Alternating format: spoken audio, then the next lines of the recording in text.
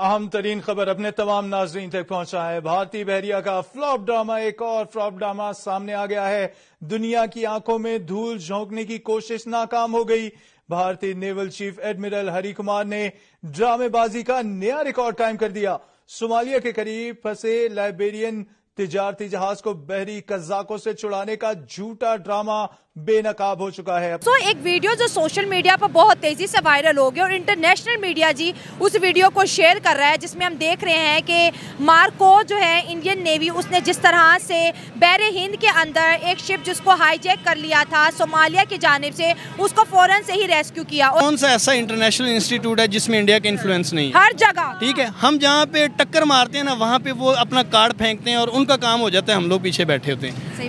India का जो navy गई थी, उन्होंने वो छुड़ा लिया, उनके मुसाफिरों को छुड़ा लिया, बचा के लिया है। ठीक है, वो एमवी लीला जो यहाँ से मार्कोस उतरे, मार्कोस इनके मैरीन कमांडोज हैं, मैरीन कमांडोज गए वहाँ से छुड़ा के लिए। 15 मेरे ख्याल से उसमें इंडिया के बाशिंदे थे और 21 टोटल लोग थे। लेकिन इस बहरी जहाज को आजाद करवाने का दावा किया गया है। इस पर कोई भी बहरी कज़ाक मौजूद नहीं था। अपने तमाम नाज़रीन को एक मरतबा फिर बताते चलें कि जिस बहरी जहाज को आजाद करवाने का दावा किया गया है, इस पर कोई भी बहरी कज़ाक मौजूद नहीं था।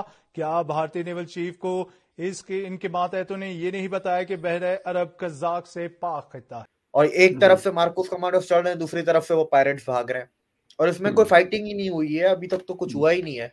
वो सिर्फ चढ़े और दूसरी तरफ से वो भाग गए। यूएस के नेवी सील्स, ब्रिटिश के SAS और इंडिया के मार्कोस, ये एक ही लेवल के होते हैं। अब कोई कंपटीशन तो होता नहीं है, तो 1 2 3 तो मुझे पता नहीं, पर इनको एक ही रो में रखा जाता है। बोलते हैं कि उतने ही कैपेबल हैं तीनों के तीनों।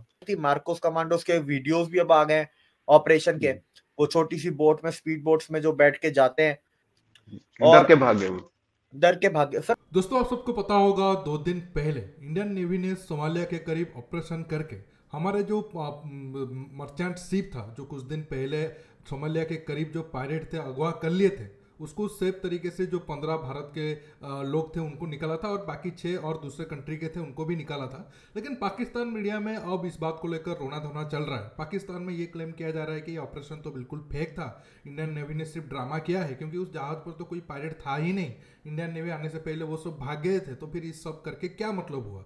दोस्तों, इनका जो भी रोना धोना चल रहा है, आप उसको एंजॉय करिए। मैं मिलूंगा आप सबसे वीडियो के आखिर में और इस टॉपिक पर डिटेल्स में बात करते हैं, पाकिस्तान को क्यों इतना ज़्यादा जलन हो रहा है। और आप सबसे रिक्वेस्ट है, ये वीडियो को ज़्यादा से ज़्यादा लाइक शेयर करना बिल्कुल मत भूलिएगा। मैं ये समझने कासिर हूँ कि ये सारा मामला ये जो हॉर्न ऑफ अफ्रीका है, उस पर तो मिलिट्री बेसिस है। वहाँ तो मिलिट्री बेसिस है, वहाँ तो जो है अमेरिका की मिलिट्री बेस भी है, फ्रांस की भी है, चाइना की भी है, वहाँ तो अरब ममालिक की भी है, वहाँ तो बहुत सारे मिलिट्री बेसिस हैं। वो जगह पूरी हॉर्न ऑफ अफ्रीका को अगर देखें, जो हम बार बार दिखाते हैं उसका नक्शा, और जबूती और ये सारे इलाके, वहाँ तो सबसे ज़्यादा उसकी तो वहाँ तो बहुत ज़्यादा मिलिट्री बेसिस हैं। तो मिलिट्री बेसिस पे जो फ़ौज है वहाँ पे, तो वो उस फ़ौज वहाँ पे मिलिट्री बेसिस ये क्यों बने हुए हैं? ये सारे क्या कर रहे हैं वहाँ बैठे हुए? अगर इन्हीं के दरमियान कहीं कज़ाक भी घूमते रहते हैं क्या? ये तो बड़ी अजीब सी बात है। इनके आप छोड़ देना वो मैरीटाइम सिक्योरिटी वालों को, तो कज़ाक जो हैं वो जहाज़ लेके जब वहाँ पहुँचे हैं, तो वो मिलिट्री बेस से वो क्या कह रहे हैं, हमारे थाने की हदूद नहीं है?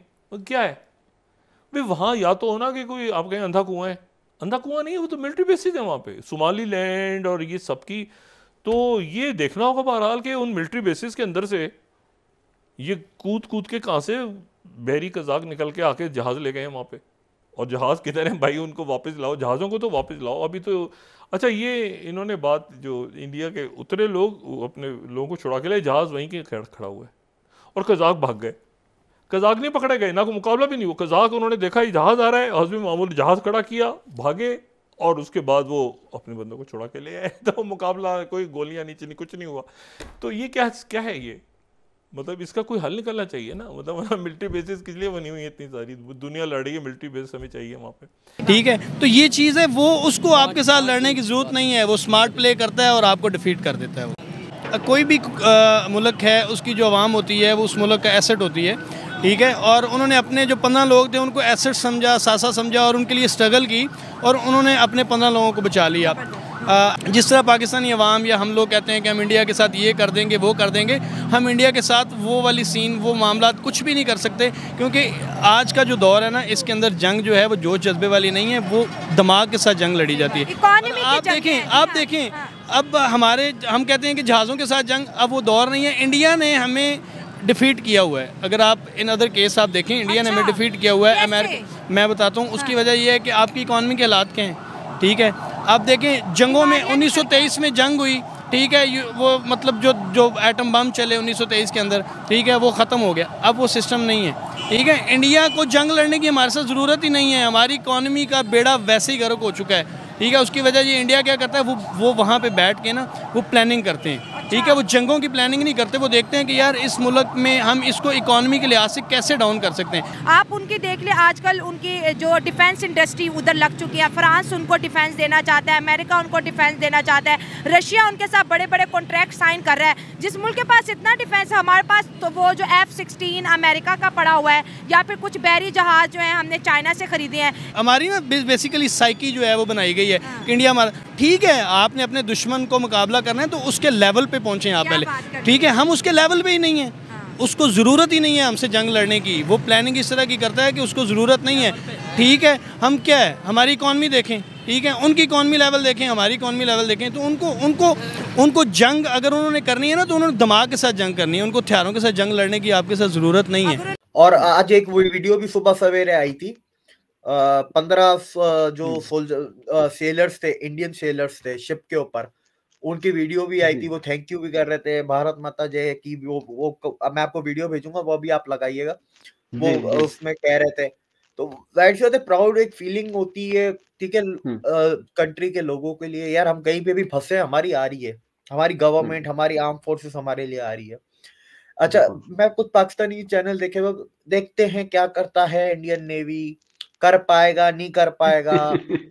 अच्छा, मैं सोच के मैं थोड़ा हिस्ट्री में चला गया, क्योंकि देखें ये इंडियन ओशन है, इसमें मेजॉरिटी जो आपकी ट्रेड जाती है ना, 60 to 70% जो शिपों का आवागमन होता है, वो स्ट्रेट ऑफ हार्मोस और बाबल मंडेल से स्ट्रेट ऑफ मलाका की तरफ जाती हैं, और स्ट्रेट ऑफ मलाका से इधर जाती है 60 to 70। जो बाकी 30-40% है वो नीचे साउथ अफ्रीका, ऑस्ट्रेलिया, वो नीचे जाएंगी, इंडोनेशिया वाली साइड, इंडोनेशिया का जो बैक साइड है उस तरफ जाएंगी। तो मैंने बोला यार ये तो दशकों से यहाँ की जो मेजॉरिटी सिक्योरिटी प्रोवाइडर है वो तो इंडियन नेवी है। देखिए ये तो ठीक है, इंडियन नेवी ने सिर्फ हमारे देश के लोग या फिर उस शिप में जो सिविलियन थे उनको रेस्क्यू किया था, कोई पायरेट वगैरह पकड़ा नहीं था या फिर उनको नहीं मारा था। देखिए ये हमारा मेन मकसद था ही नहीं, क्योंकि और आप देखो ये जो ऑपरेशन हुआ है ये कोई भारत के कोस्ट के करीब है नहीं कि आप जाकर बिल्कुल प्लानिंग करके वो जो पायलट है उनको पकड़ोगे या फिर उनको मार सकोगे। बहुत ज़्यादा दूर था।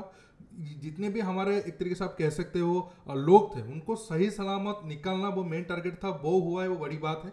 क्योंकि जब पायलट्स को पता चला कि इंडियन नेवी का कमांडो या फिर इंडियन नेवी पहुंच चुका है उनके करीब, और वो भागने की कोशिश में थे, वो मुकाबला करने की कोशिश किए ही नहीं।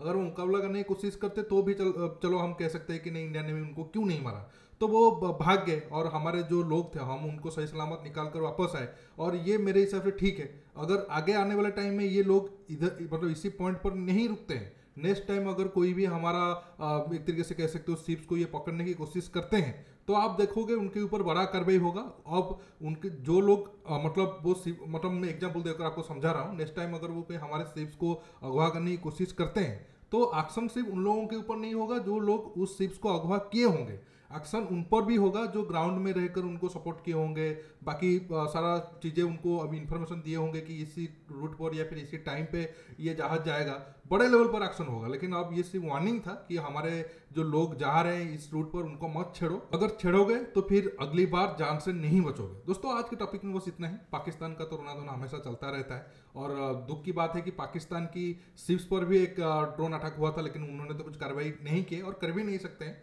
लेकिन भारत जब कार्रवाई किया तो इनका रोना धोना शुरू हो गया। दोस्तों आज के टॉपिक में बस इतना ही। आपको ये वीडियो कैसा लगा नीचे कमेंट बॉक्स में कमेंट करके बताइए, और आप इस टॉपिक पर जो भी राय रखना चाहते हो नीचे कमेंट बॉक्स पर कमेंट करिए। दोस्तों रुकता हूँ, बहुत जल्द और एक न्यू टॉपिक के साथ मिलूंगा। नमस्कार, जय हिंद।